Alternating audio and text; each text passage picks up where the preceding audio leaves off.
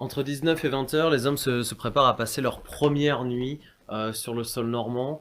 Les premiers instants de repos également vont pouvoir se faire. La nuit tombe, les contre-attaques allemandes vont également diminuer un petit peu dans la soirée. Et les hommes vont pouvoir prendre un petit peu position sur certaines zones. La 101e va prendre position dans le bourg de Sainte-Marie-du-Mont. La 82e Airborne va pareil prendre position toujours sur Sainte-Mère-Église. Et ça va être à ce moment-là pour ces unités, eh bien, des premiers moments un petit peu de répit, un petit peu de repos, le temps pour eux de manger quelque chose. On a pu le dire hein, au cours de la journée, ces unités vont transporter avec eux eh bien, tout ce qu'il faut pour pouvoir être autonomes, des munitions et notamment de la nourriture. Je vais faire une petite aparté encore une fois sur du matériel transporté par l'ensemble de ces hommes. Et notamment, eh bien, entre 19 heures et 20 heures, ça va être le temps pour eux eh bien, de manger leur ration de combat qu'ils ont emmené avec eux.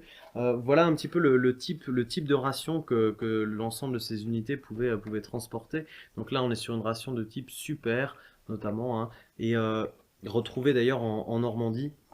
Et ces rations eh bien, vont comporter un petit peu toutes sortes de choses, de manière à ce que ces hommes puissent avoir un petit peu de réconfort. On va trouver à l'intérieur beaucoup de choses sucrées, et puis des boissons, et aussi hein, des boissons solubles, du café soluble, du jus d'orange soluble, des cigarettes américaines qui vont pouvoir d'ailleurs être échangées avec la population locale.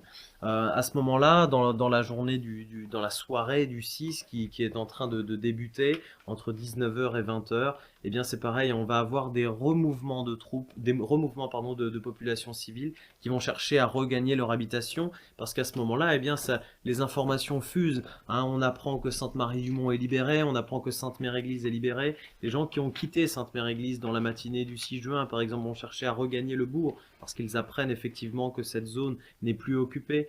Pareil pour Sainte-Marie-du-Mont. Et ils vont voir à l'intérieur de ces villages, évidemment, eh bien, ces parachutistes qui sont là, ou ces hommes de la 4e division d'infanterie, suivant dans les villages dans lesquels on est. Et donc, eh bien, ça va être également pour la population locale le moment eh bien, d'échanger un petit peu de la nourriture, et pour la population française de goûter les tout premiers produits américains, les chewing-gums, notamment les cigarettes blondes. L'odeur du tabac blond, c'est une chose qui d'ailleurs va marquer beaucoup la population locale. L'odeur du tabac blond. On va avoir également eh bien, cette nourriture en boîte de conserve qui n'existait pas spécialement ici en Normandie. On n'oublie pas quand même que la Normandie, à ce moment-là, c'est une région qui n'est pas spécialement très développée, qui vit principalement de l'agriculture. Donc ça va être au plus grand plaisir, notamment des troupes américaines hein, qui vont arriver et qui vont pouvoir y trouver un petit peu eh bien, toutes sortes de choses à grignoter ici notamment, et les premiers échanges de nourriture.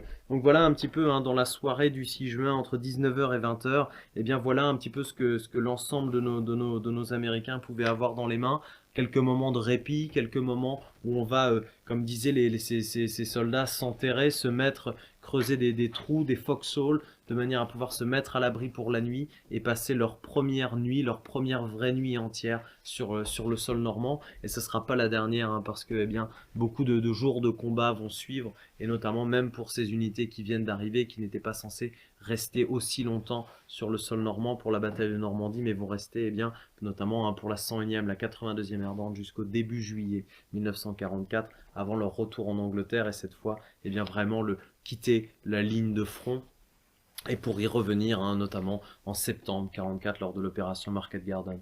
Mais pour cette fois, eh bien, entre 19 heures et 20 heures, un petit peu de répit pour ces hommes qui en sont eh bien, à leur journée la plus longue, le jour le plus long pour eux, à leurs premiers instants de combat sur le sol normand.